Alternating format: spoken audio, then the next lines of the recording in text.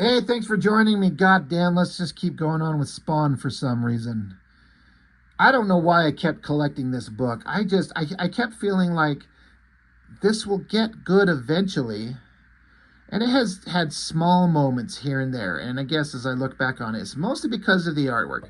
Last time we looked at issue 13, it was a big, long back and forth of Spawn taking on Youngblood, sort of, basically kidnapping Chapel, facing off to say, hey, I'm Al Simmons, you killed me, you're a piece of crap. And so they're going to have their fight. They're going to have their final confrontation. And it ends with Spawn putting his hand on Chapel's face and doing something, I don't know what. I thought that he like melted his flesh down to the skull, but that doesn't make any sense with his nose. I don't know what he did, but I get the feeling that he permanently scarred him, so this skull design is not face paint anymore. It's a permanent thing, but how it actually functions, I don't know if anybody ever said. And do I care? I mean, probably. So issue 14, we got Violator. I have said before, since the beginning, least scary bad guy in the history of comics. Like, there's nothing about this guy that's interesting or scary. I mean, I get what he's trying to do. The bad guy's a short, fat, goofy, stupid asshole, but that looks like he's the least threatening looking thing ever. But he can turn into this giant, tall, gangly, bug-eyed, horn-covered, long-mouthed, drooly, long-toothed, fucking evil demon that can kill anybody and anything. And that's supposed to be scary. It is not. It is not scary at all. There's nothing frightening about these designs. I think all it does is it appeals to like 12-year-old boys that go, that's fucking awesome, bro. Sure, it is. So, well, what are we going to get into here? Well, story and art, McFarlane, okay. Dedicated to Jim Salicrup, the guy who was the editor on Spider-Man when McFarlane was doing it, always chiming in the letters pages contradictorily to McFarlane there. But, you know, it's good to McFarlane to dedicate it to Jim. Like, you know, all right, they're homies. And we start out, and I'm like, I'm already uninterested in this fucking comic.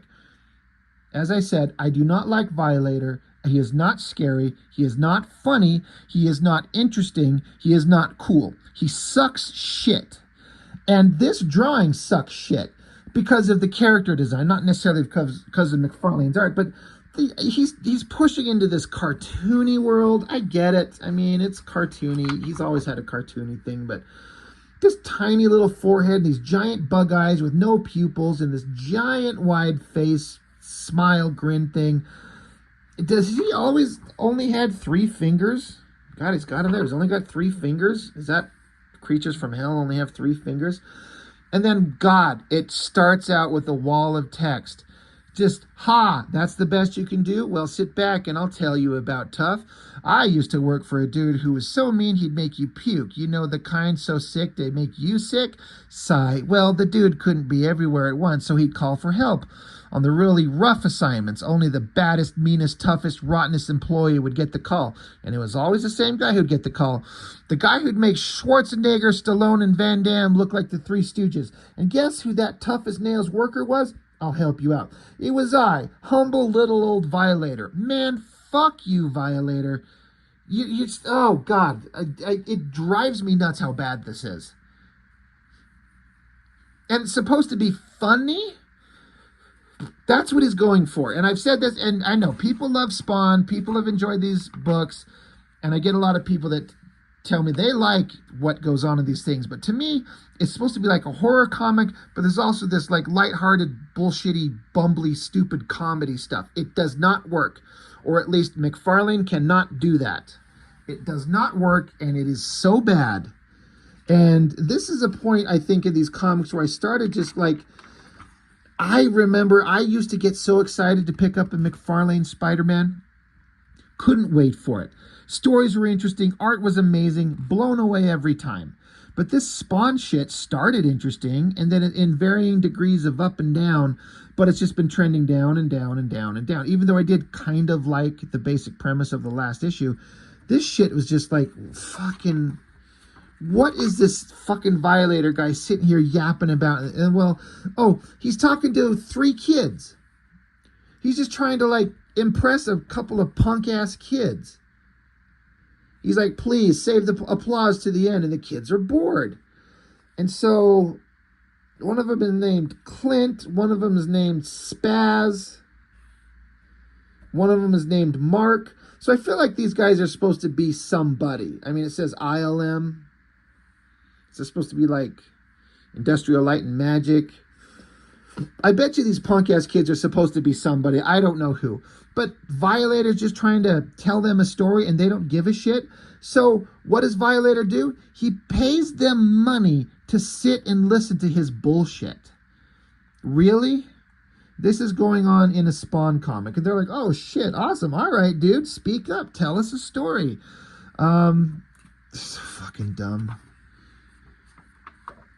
Is this when Violator had his powers taken from him? I think that happened.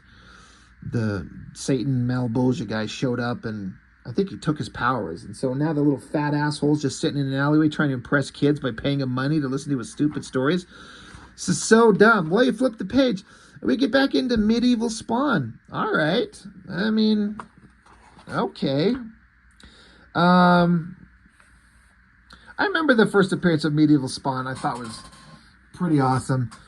I don't know that I cared for him in this version. And then another thing is, like I was saying, is like I started to get the feeling that I wasn't interested in these Spawn comics anymore, even though I kept collecting them into the 50s. And we're only on 14. So I was sucked into this shit for a long time. And McFarlane's art normally blows me away, and I can't tell you what's wrong or what's different. It's all there, except the interest on my part. What's funny is I'm looking at this, and it's medieval, like a knight in armor on a horse. I just got done reviewing this Conan comic, talking about the art in this thing, and it's kind of the same thing, warriors on horses carrying swords and stuff. And having just looked at the art in this thing, and being not particularly a massive fan of like the watercolory or digital, coloring over the pencil style, it's not my favorite stuff. But seeing this medieval Spawn guy, this Conan comic by Cary Nord makes this Spawn comic laughable by comparison. It just feels like such childish garbage. But yeah, medieval Spawn, he's running around, he's on his horse. I guess he's a champion of the land, and he's defeating bad guys. That's great. Oh wait, we cut back to, we're still telling the story, but Violator was here at the time of medieval Spawn, and he just feasts on, I guess, humans. I don't know. Again, this is supposed to be scary. All this Violator does is sit here with his bug eyes and his mouth open, drooling everywhere, blood everywhere. It's not scary. Like, he busts into this tavern or something like that and just shreds people. There's blood on the walls. He's got peoples on spikes. Boring. Stupid. Uninteresting. And again, this is, what year is this? This is 93. So I'm like 15 or 16 years old. You'd think that this would appeal to me. But at the time, it did not. I was checking my ass out big time. Oh, look. More dialogue, more text. I mean, artistically, I'm kind of digging this side shot of the monster. Like, I kind of like the drawing aspect of it. But why do I like it here, not in the other pages? It's because I'm an inconsistent idiot.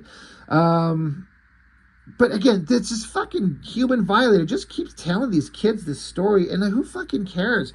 Cut back to Sam and Twitch. These guys are still running around, just being goofballs, doing nothing. 14 issues in, what the fuck have Sam and Twitch done?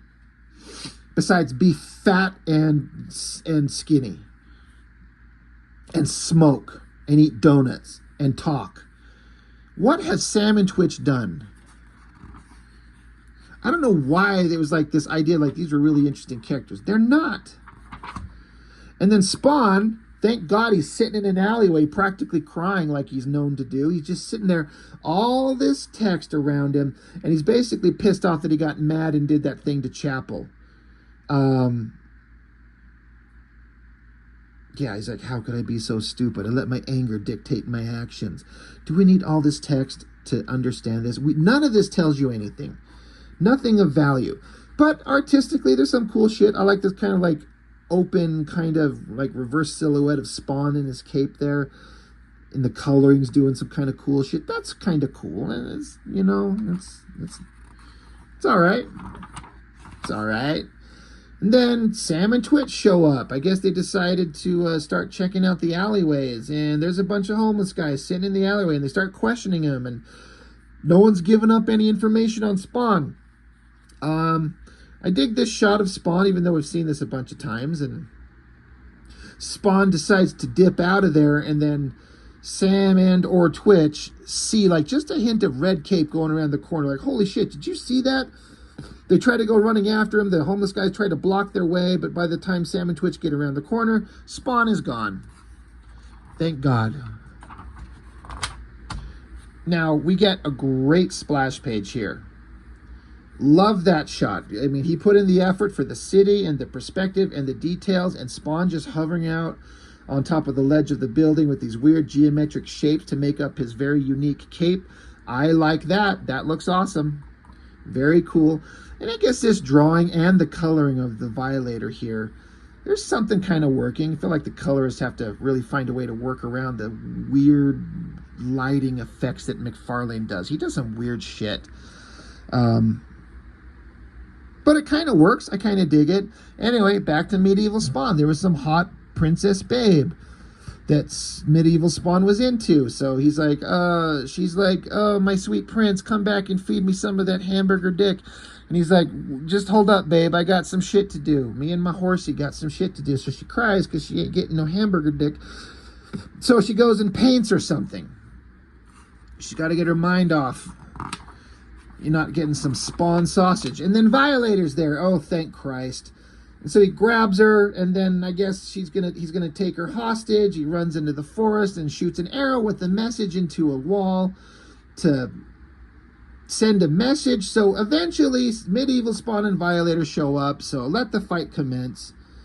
Violator tosses him around a bit. This is so exciting. Lots of talking, lots of charging. Frickin' Medieval Spawn's horse gets in on the action. Does a reverse horse stomp kick thing to the back of the Violator. That'd be awesome if he paralyzed him and he actually can't walk anymore. Because let's just do something stupid to make this comic interesting. It's not the greatest horse I've ever seen, but you can tell what it is. Yeah. Spawn's horse kicks Violator in the back. Good job, horsey. So Violator's pissed off, and they yell and scream at each other, and Medieval Spawn just stands there, holding his sword, looking kind of cool, I guess. And this is kind of a cool shot of Violator breathing fire. The princess, the bug-eyed, oh my god, no, my sweet prince. He gets hit and charbroiled, and then the text is like Violator telling the kids, he's like, 10 minutes after I stopped, his armor still glowed red hot. When it cooled, finally I checked inside, and do you know what I found? And the kids are like Beavis and Butthead, like, ha ha, ha, good job, ha, that's so funny. And so the Violator realizes that the kids are losing their interest, so it's like, here, you bunch of fucking assholes, here's $5 more each to let me finish the story. And they're like, all right, go ahead, finish the story. What did you find inside Medieval Spawn's armor after you got done barbecuing him for 10 straight minutes? Nothing. There was nothing in the armor. I disintegrated the poor sucker. Ha ha ha, cackle, cackle, wide mouth. It's fucking stupid. I remember thinking, like, this shit may not be going anywhere that I want to continue reading. I just have a particular style of comics that I want to read, and a kind of storytelling that interests me, and this shit is not it. But then, like I said, for some fucking reason, I collected this into the 50s. Somewhere in the 50s, and maybe even farther. I'm not even sure when I quit, but I collected it for years, just out of, like, stupid childish obligation, because I thought it was going to be awesome, or I kept hoping that it would get awesome. Pinup, it says Wolf. I'm guessing Chance Wolf. That's, it's pretty exciting. He drew these pain in the ass chains, and got the links all kind of sitting offset and kind of really well done. That's really cool. And then this one says Harris. I feel like I should know this artist. Very Dracula-ish. That's pretty good. And then letters, pages, whatever. Fan art, Wetworks in Hero magazine. Yeah. Wait, go back. As Todd McFarlane leaves Spawn, the new team takes over, Morrison and Capullo. Todd will be temporarily leaving Spawn for 3 issues, 16, 17, 18, to do the Spawn Batman crossover. Writer Grant Morrison and penciler Greg Capullo will take over. I just recently have been talking about Greg Capullo coming along and drawing X-Force over at Marvel, which was previous to this. I was really into Capullo's artwork on those X-Force issues. I did not love it on Spawn. I didn't hate it, but I didn't love it. I do not remember the story that went on in the Capullo issues, especially if they're written by Grant Morrison. That's got to be at least, it's got to be at least interesting. So I'm gonna have to make sure I dig those out and give them a look and get them on the channel, because that's an interesting kind of concept there. Grant Morrison writing Spawn. Don't remember anything about it, so you know, maybe that tells you how good it was, or at least to me. But I got poor tastes. We've established that. Anyway, Spawn 14. Yawn. Nothing is happening here that I give a shit about, especially when it's focused on Violator. Man, fuck this little fat asshole. Anyway, that's all I got. Thanks for watching. See you next time.